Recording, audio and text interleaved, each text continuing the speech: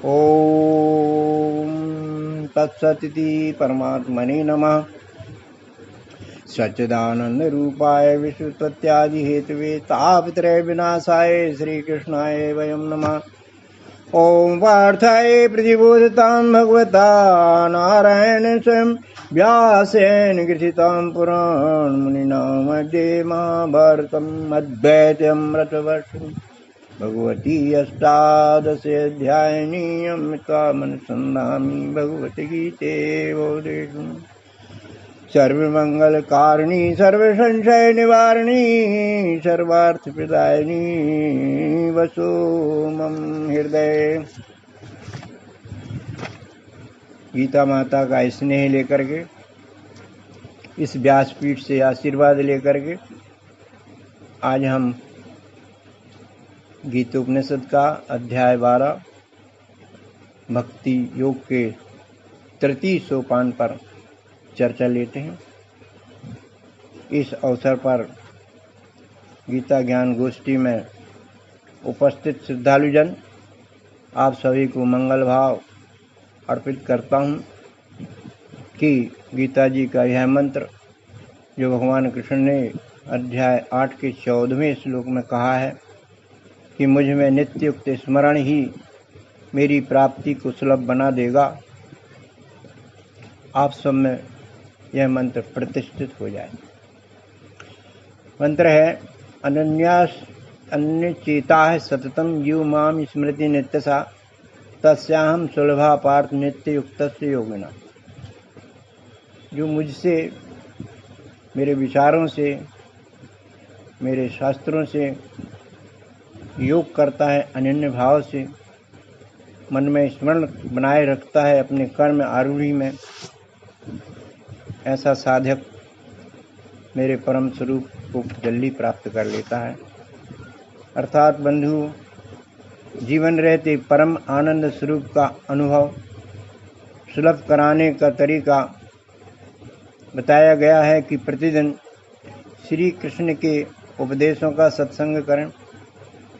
यदि राम से मिलना है तो रामायण के सत्संग में जाओ, और श्री कृष्ण की अनुभूति अनुभव करना है तो उनके उपदेशों के सत्संग में जाओ। हमारा परम सौभाग्य है कि हमारी यह दैनिक गोष्ठी रामायण गीता जी का आनंद लेती है। इन सद्ग्रंथों का आनंद हमारे हृदयों में स्थायी जगह बना लें। इसी भाव को स्थिर करने के लिए आज हम गीता जी के अध्याय 12 भक्ति योग के तृतीय सोपान को खोलते हैं। पिछली विवेचना से छूटी हुई बातों का विवेचन लेते हैं। इस अध्याय के 13वें श्लोक से 20वें श्लोक तक के भक्ति अमृत को हम उजागर करते हैं। बंधुओं, रामचरितमानस के राम अपने प्रिय भक्त की प्रमुख पहचान देते कहते हैं कि सोई सेवक प्रियतम मम सोई मम अनुशासन माने जोई। वही मुझे प्रिय है जो मेरा कहना मानता। पूजा तो करता है लेकिन कहना नहीं मानता, तो वो कैसा प्रिय। हम भी अपने घरों में बुजुर्गों की सेवा तो करते हैं लेकिन कहना नहीं मानते, तो कैसे प्रिय हो सकते हैं।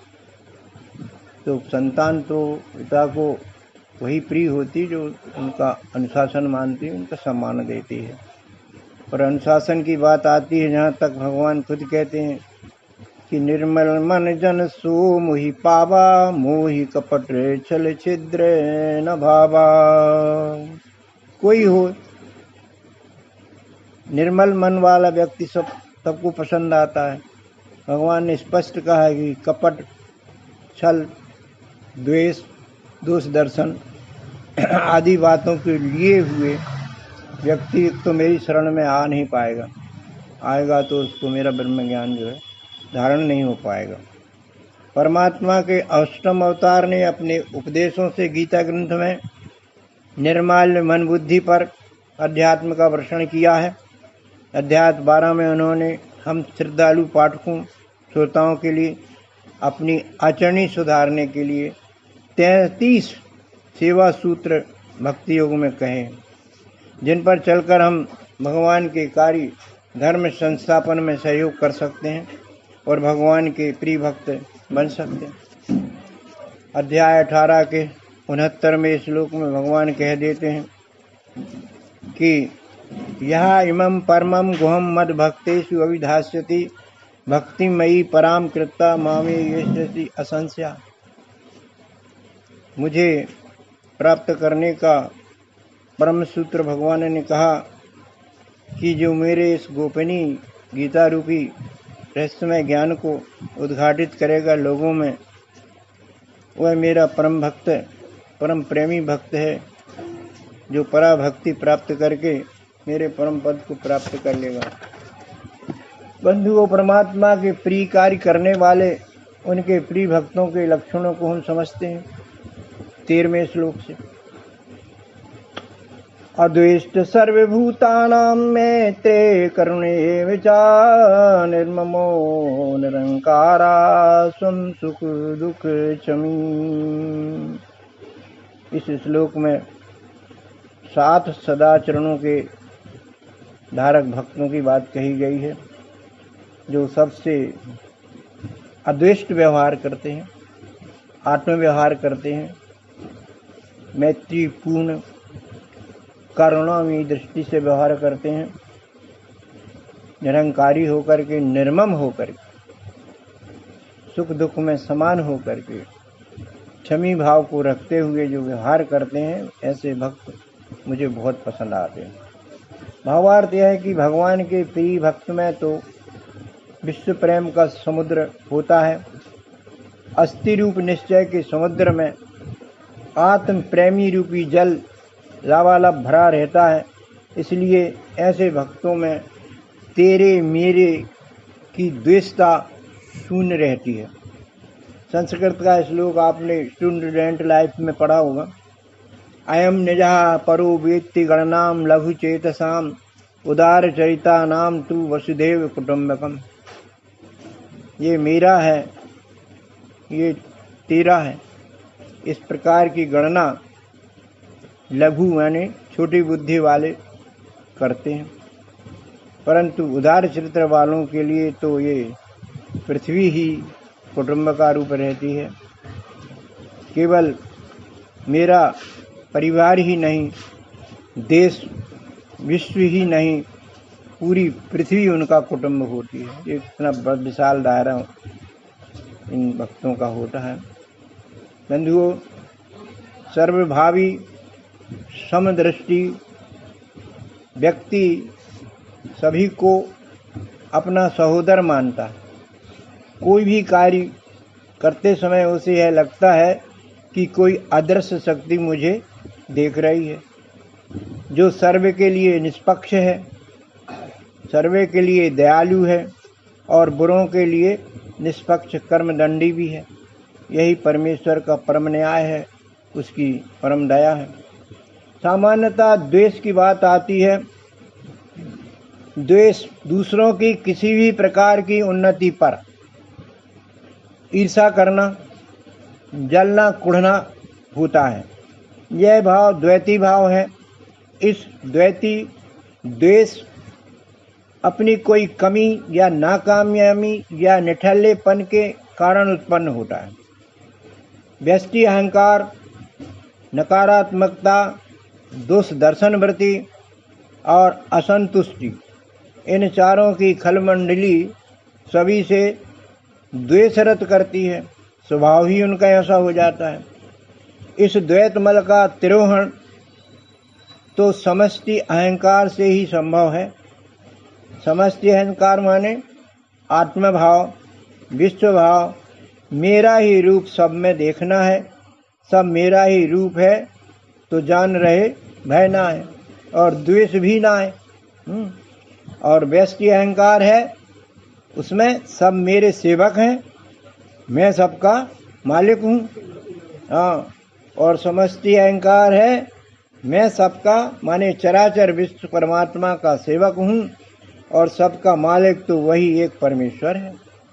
ये समष्टि अहंकार है।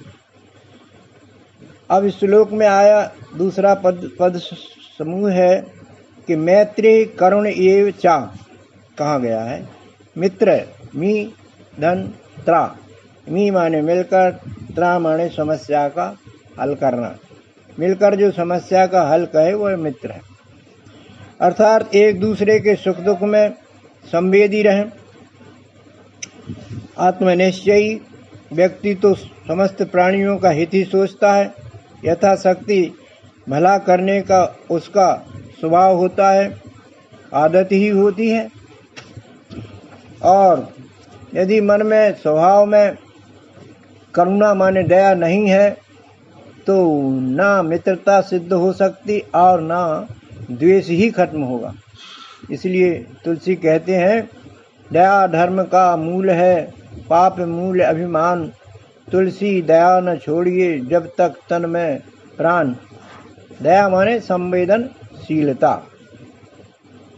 संतों के लक्षण है ये। तुलसी की अर्ध चौपाई देखते इस संबंध में उनने लिखी है कि विषय अलंपटशील गुना कर, सम सुख सुख सम दुख देखे पर। विषयों से अलेपन, अनासक्त भाव से उनका सेवन जो करता है, शीलता यानी सुख शांति का भंडार होता है। जो दूसरों के सुख में सुख की महसूसी करता है और दुख में दुख की संवेदना व्यक्त करता है, अर्थात सुख में ही साथ न दे, दुख में भी साथ देवे, ये दया है। श्लोक का तीसरा शब्द समूह है निर्ममो निरहंकारा। निर्मम माने ममता रहित भाव, यह मेरा है तो वो तेरा है। मेरे पर अनुराग तो दूसरे पर द्वेष का पनपना होता ही रहता है। जब सब मेरे ही रूप हैं तो ममता का दायरा बढ़ जाता है, द्वेष सदा के लिए खत्म हो जाता है। बंधुओं, अहंकारिता का संबंध द्वेष और ममत्व से घनिष्ठ रूप से होता है। अहंकार से ममत्व, ममत्व से परनिंदा और परनिंदा से द्वेष प्रकट हुए बिना रहेगा ही नहीं। रामायण में ये बात राम भक्त हनुमान जी ने अहंकारी रावण को समझाया इसमें दी है। सुंदर कांड देखते हैं इसके लिए। दोहा है, मोह मूल बहुसूल प्रद, त्यागऊं तम अभिमान, भजऊं राम रघुनायके, कृपा सिंधु भगवान। मोह से अभिमान उत्पन्न होता है और अभिमान से अनेक व्याधियां, शारीरिक मानसिक व्याधियां उत्पन्न होती हैं और राम बाण से सारी व्याधियां मर जाती हैं। इसलिए हनुमान जी ने समझाया है कि कृपा सिंधु भगवान को भजो और अभिमान छोड़ो आदि। तो बंधुओं, तात्पर्य है कि अहंकार और ममत्व रूपी मानस रोगों का उपचार मनोवैज्ञानिक है। एक ही उपचार है इसका। क्या उपचार है?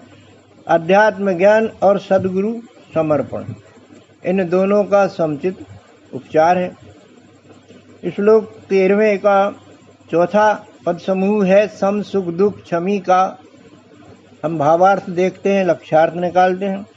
मित्रों, सब अध्यात्मियों का अनुभव है कि अज्ञानी और भोगी की स्वभावता भौतिक और शारीरिक सुख में ही आसक्ति होती, इसलिए उसकी प्राप्ति में वह हर्षित होता, पार्टी देता है, ढोल धमाके स्पीकर लगाता है, खुशी जाहिर करता है, मिठाई बंटवाता है और इस क्षण उपलब्धि पर अहंकार भी करने लगता है, दूसरों को हे दृष्टि से देखने लगता है और इसके विपरीत प्रतिकूलताओं में उतना दुखी भी हो जाता है, द्वेषी हो जाता है, इतना अधिक क्षुब्ध हो जाता है कि या तो आत्महत्या कर ले या दूसरे की हत्या कर दे।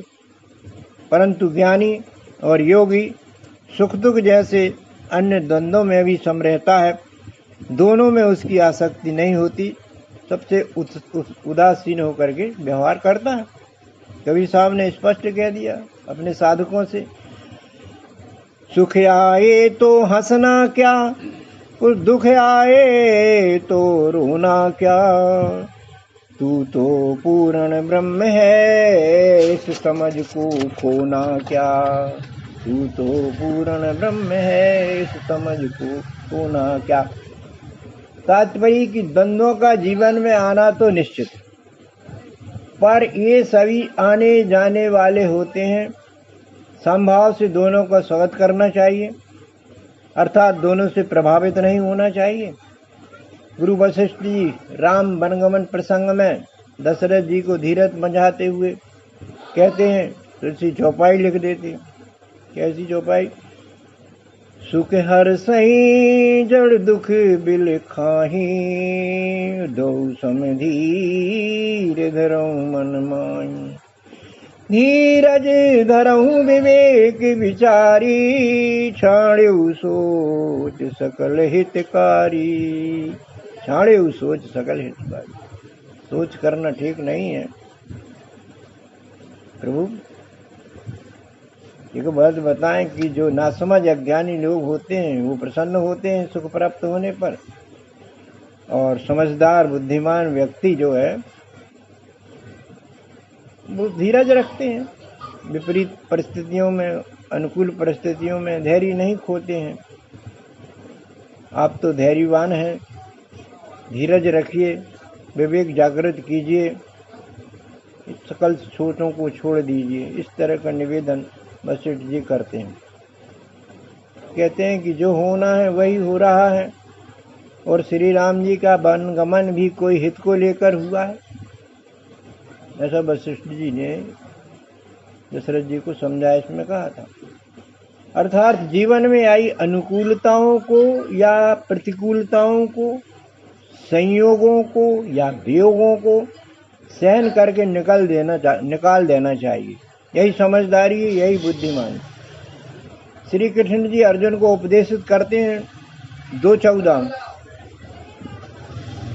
कहते हैं, मात्रा स्पर्शा तू कौन्ते शीतोष्ण सुख दुख, दुखेशु आगम अपायना अनित्य तान तितिक्षित भारत। इनकी तितिक्षा को, इनकी उथल पुथल को, इंद्रियों भोगों को, आनंद को, चले जाने पर दुख को, शीत को, उष्ण को, सबको ठहराइए मत। ये ठहरने वाले भी नहीं हैं, आने जाने वाले हैं, अनित्य हैं, इसलिए सहन करके इनको निकाल देने की बात कहते हैं। हमको भी ये बात शिक्षाप्रद है। बंधुओं, इस श्लोक में आया क्षमी शब्द पर अपन विचार करते हैं। ये क्षमी शब्द महान लोगों का गुण है। इसके 2 अर्थ होते हैं। पहला अर्थ कि अपराधों को जो क्षमा कर दे, चाहे तो वह दंडित भी कर सकता है। तो क्षमा सोहे उस भुजंग को जिसमें गरल हो। मार सकता है, बंदी बना सकता है, अपमान कर सकता है, लेकिन छोड़ देता है। ये क्षमी का पहला गुण। दूसरा, कष्ट सहन करने वालों को भी क्षमी कहा जाता है। जिसने आए कष्ट को सहन कर प्रतिद्वंदी को क्षमा कर दिया, किसी प्रकार का दंड नहीं दिया, वह भी क्षमी है। हम एक तपस्वी को भी क्षमी कह सकते हैं। क्षमा करना एक तपस्या है। क्षमा नहीं करते लोग, क्षमा कर दे वो तपस्वी। तो सत्कर्म करते समय उत्पन्न की गई बाधाओं से ना जूझते हुए और कष्ट सहते हुए भी लक्ष्य पाने का सामर्थ्य जिसके अंदर होता है, वह संसारी उपलब्धियां तो पा ही सकता है, परम आनंद की लब्धियां भी पा सकता है। मार्ग में आए बाधकों को दंड ना देते हुए जो शांति से कार्य करता है, वही परम आनंद का अनुभव कर सकता है। परिणामतः परम आनंद स्वरूप परमात्मा उसका योगक्षेम वहन करने लगते। अब श्लोक क्रमांक 14 पर चलते हैं, जिसमें उपदेशित किया गया है कि संतुष्टा सततम योगी यतात्मा दृढ़ निश्चया, मयि अर्पित मनोबुद्धि यो भक्ता स्वामी प्रिय। संतुष्ट रहना अच्छा लक्षण है। यथात्म बनना, माने आस्तिक भाव रखना, मन और बुद्धि को कार्य प्रवृत्ति में भगवान के भावों में आनंद लेने देना, ये प्रिय भक्त के लक्षण कहे गए। भावार्थ और लक्ष्यार्थ पर विचार करते हैं इसके। जिसका चित्त आत्मनिश्चय में अकंप हो जाता, पूर्ण संतुष्ट हो जाता, ऐसा भक्त मुझ कृष्ण रूप सद्गुरु को प्रिय है। मित्रों, असंतोष से द्वेष, द्वेष से झगड़े, झगड़ों से अशांति और प्रसन्नता सदा बनी रहती। संतोष तो तभी होगा जब मन में किसी प्रकार की इच्छा, अपेक्षा या आशा ही ना हो। कबीर साहब इस बात को कहते हैं कि चाहे गई चिंता गई, चाहे गई चिंता गई, मनवा बेपरवाह, जिन्हें कछु नहीं चाहिए वे हैं सहंसाय। चाहे हमको गुलाम बनाती है, चाहे नहीं करना चाहिए तो गुलामी दूर रहेगी। संतुष्टा, जो मिला, जैसा मिला, जैसा शरीर मिला, जैसी पत्नी मिली, धन मिला, नौकरी मिली, परिवार आदि सब ठीक है, ऐसा मानना कि ये सभी मेरा ही पूर्व का सृजन है और मेरी ही किया कराया है, किसी का दिया या थोपा हुआ नहीं है। यदि ये सब मेरे अनुकूल है, अच्छे हैं, तो मानो भगवान की कृपा है, और मेरे प्रतिकूल हैं तो समझो मेरी ही कृपा है। ऐसा समझ रखने वाला भक्त भगवान कहते हैं कि मुझे अच्छा लगता है, पसंद करता हूँ। बंधुओं, जिसे कभी भी वस्तु की उपलब्धता या अनुपलब्धि में शांति बनी रहती है, उसे असंतोष का राक्षस कभी नहीं सताता। वह सोचता है कि संतोष तो सुख का पिता है, संतोष तो सुख का पिता है और कामना दुख की माता है। दोनों जीवन में रहते हैं, इन दोनों में समन्वय बनाना ही कामयाबी है। तुलसी ने तो साफ साफ अपना अनुभव लिख दिया चौपाई में। क्या लिख दिया कि बिन संतोष न काम न साही, अछत काम सुख सपनेऊ नाही। संतोष नहीं है, कामनाएं पूरी नहीं होती, संतोष होता नहीं। कामना एक पूर्ण हुई तो दूसरी चालू हो जाती है, तो संतोष नाम की चीजें नहीं आ पाती है।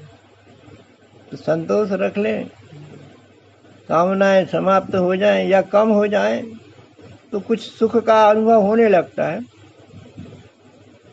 को विश्रामिक पावतात सहज संतोष बिन, चले कि जन बिन नाऊ, कोटि जतन करी करी पचऊ।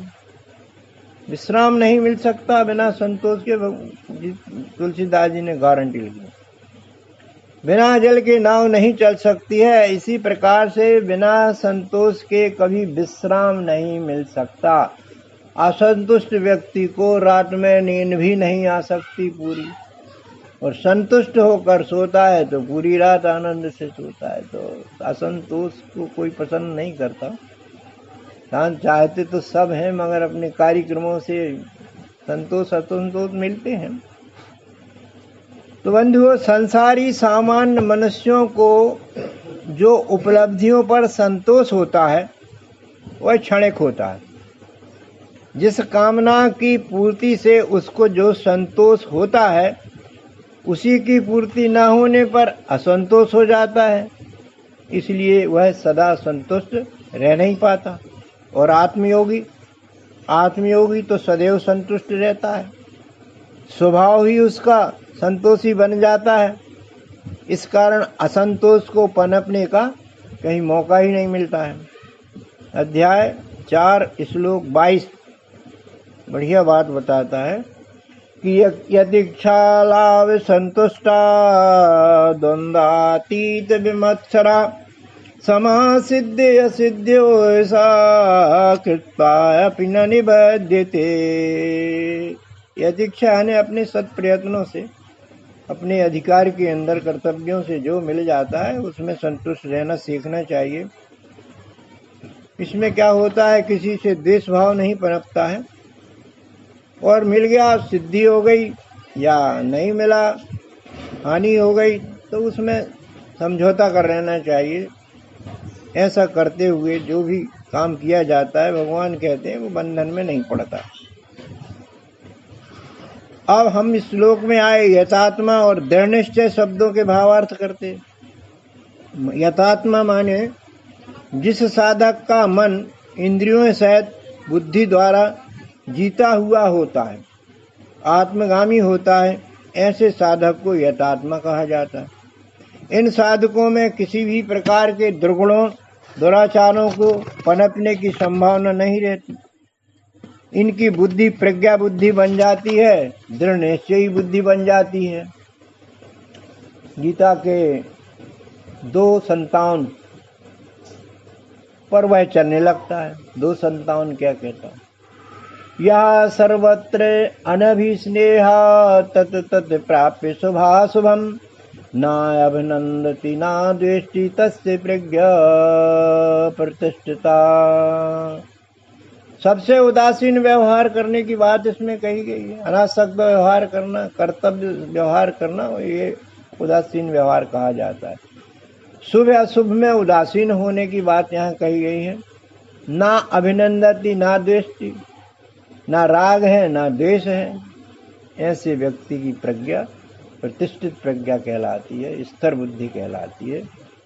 जो मन की नहीं चलती उसी की चलने लगती है। अर्थात प्रज्ञावान साधक समदर्शी हो जाता है।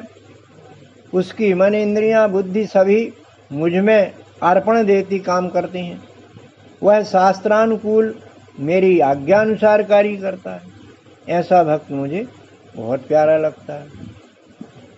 अब भगवान के कृपा पात्र प्रिय सेवाधारी भक्तों के क्रम में अगले अन्य लक्षणों पर हम पहुंचते हैं, देखते हैं, समझते हैं।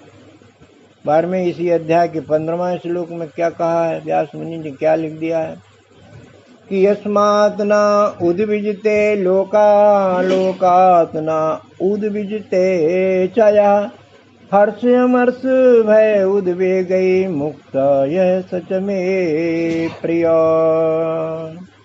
यहाँ उद्वेग की बात आई है कि मेरा प्रिय भक्त जो है, उद्वेग माने ठोकरें देना, झटके देना या धक्के देना, अपमान करना, जो भी उद्वेग कहलाते हैं। जो ना किसी को उद्वेग देता है और ना ही किसी के उद्वेग झेलता है। हर्ष में, क्रोध में, भय में वह समान समचित्त रहता है। ऐसा भक्त मुझे प्रिय है। अब भावार्थ देखते अपन। उद्वेग माने विचलन, अशांति, खिन्नता आदि शुद्धकारी भावों का आना जाना उद्वेग कहलाता है, चाहे देव चाहे लोग। सामान्यतः व्यक्ति में उद्वेग अज्ञान जनित होते हैं। राग देश ईर्षा आदि इनके प्रधान कारण होते हैं। ये नहीं तो वो नहीं, जब संयोग ही नहीं तो वियोग की चिंता भी नहीं रहती है। और अनुद्वेग स्थिति ये श्रेष्ठ पुरुष का लक्षण है, एक सद्गुण है। ये संतों के लक्षणों में होता है, जो दूसरों द्वारा दिए गए उद्वेगों को सहन करते हुए भी उनका भला करना नहीं छोड़ते हैं। तुलसी ने बहुत अच्छी बात कही है। क्या कहा है कि तुलसी संत सुअम्ब तरु फूलई फलई परहेत, इतते ये पावन हनत उतते ये फल दे। बच्चे आम गिरा दें, पत्थर मार करके वो आम गिर जाता है, बच्चे प्रसन्नता से ले लेते हैं।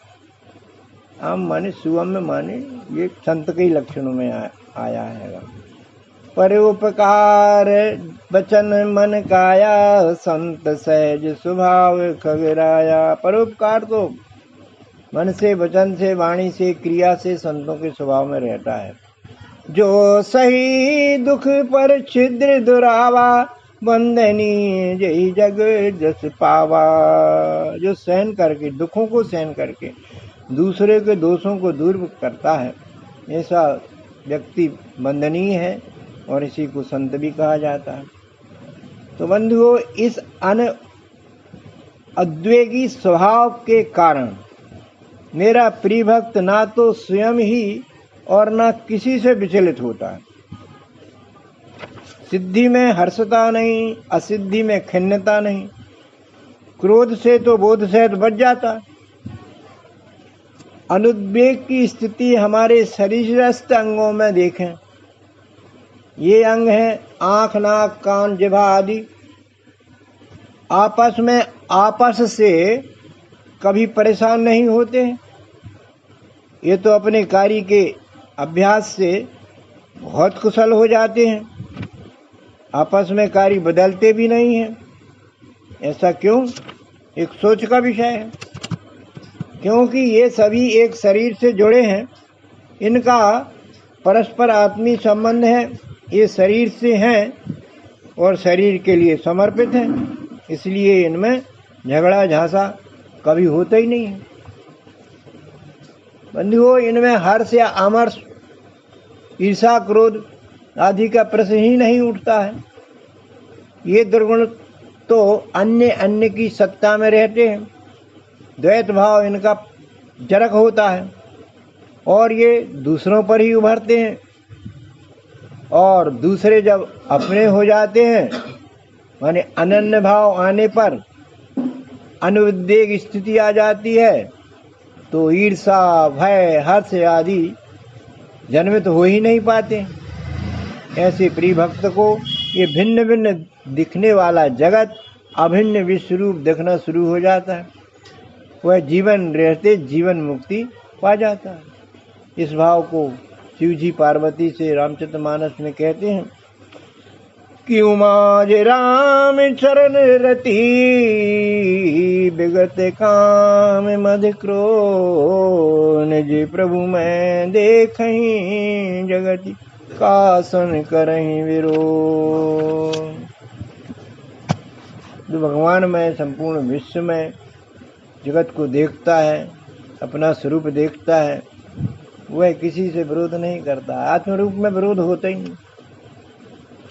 इसी प्रकार श्री राम अपने प्रिय भक्त हनुमान से कहते हैं सुंदरकांड में, सो अनन्न जाके असी मति न डरे हनुमान, मैं सेवक सचराचर रूप राशि भगवान। ये जो दिखने वाला चराचर के रूप में है, भगवान राम कहते हैं मेरा ही रूप इसको जाने जो अपनी बुद्धि में स्थिर कर ले इस बात को और अनन्य होकर के सेवा करे, वह मुझे बहुत प्रिय है। ऐसे प्रिय भक्त के बारे में भगवान कृष्ण भी कहते हैं 18 अध्याय के 69वें श्लोक में, न चा तस्मात् मनुष्येषु कश्चित् मे प्रियकृतं भविता न चा मे तस्मात् अन्यत् प्रियतरा भुवि। मनुष्यों में सर्वश्रेष्ठ मनुष्य वही है जो मेरा प्रिय कार्य करता है, मेरे गीता ज्ञान को समस्त लोगों में वितरित करता है, स्वयं आनंदित होता है और दूसरों को भी परम आनंद की शिक्षा देता है। ऐसा भक्त मुझे बहुत प्रिय है और भविष्य में ऐसा कोई प्रिय हो भी नहीं सकता। अर्थात जो भक्त मेरे धर्म संस्थापन में बौद्धिक रूप से श्रम करता है, सहमत होता है, मेरी आज्ञानुसार सहयोग करता है, वह मुझे अत्यंत प्रिय है, क्योंकि वह मेरा प्रिय कार्य ही करता है। बंधुओं, आज की विवेचना कुछ लक्ष्यों का निर्धारण करती है। जैसे पहला कि निर्मल मन जन सोम ही पावा, मोहि कपट छल छेद्र न भावा। भगवान के प्यारे हैं हम, अध्यात्म में आनंद आने लगा है तो संकेत मिलने लगा है कि हम परमात्मा के निकट की तैयारी कर रहे हैं। और इसके लिए भगवान स्वयं कहते हैं कि मन को निर्मल कर लीजिए, मुझे पसंद आ जाओगे और कुछ नहीं। और इसमें जो कपट रूपी भाव है, दुष्भाव है, छल करना या किसी के दोष दर्शन करना, ये वृत्तियां जो हैं ये मन को गंदा करती हैं। इनसे निवृत्त होकर के जो मेरी शरण में आता है, मैं उसका योगक्षेम बहन करने लगता हूँ। तो बंधुओं, इन प्रमुख विकारों से हम भी दूरी बना सकते हैं और दूरी बना करके जीवन यापन कर सकते हैं, जो हमारे मन को मलिन करते हैं।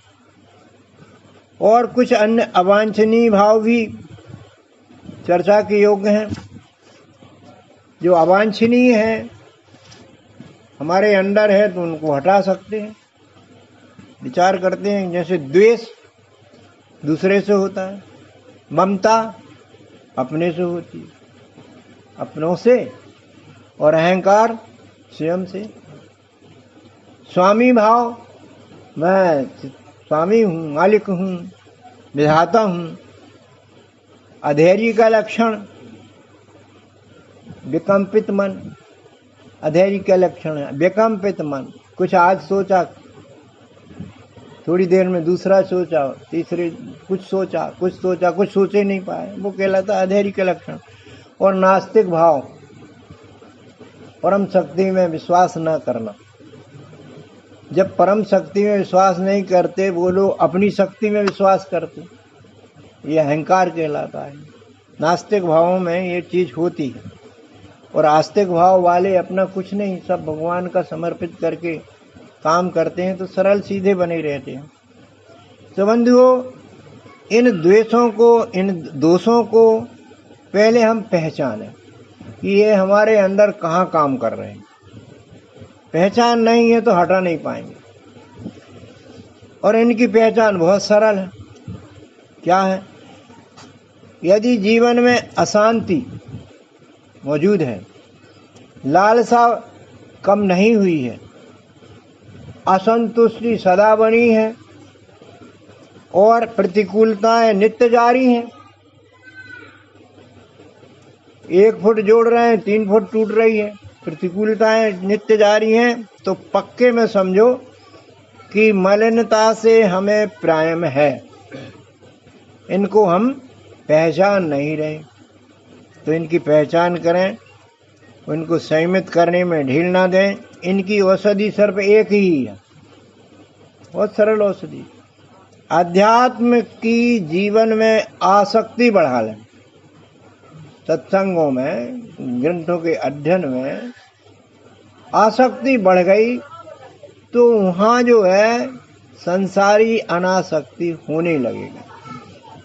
और आत्मनिश्चय की प्राप्ति कर लें, माने अपने निस्वरूप को जान लें कि मैं हूँ कौन, काहे के लिए आया ये मनुष्य शरीर, ऐसा धारण होकर के कुछ और ही लक्ष्य होना चाहिए। पश्चात विश्वरूप बने परमात्मा की निरहंकारिता से निष्कर्मी होकर के सेवा करना और अपने आप को जानना, बस। अध्यात्म के किसी संत ने कहा कि सब दुखों की एक दवाई अपने आप को जानो भाई, निज स्वरूप पहचानो भाई, जो सद्गुरु शरणाई आई।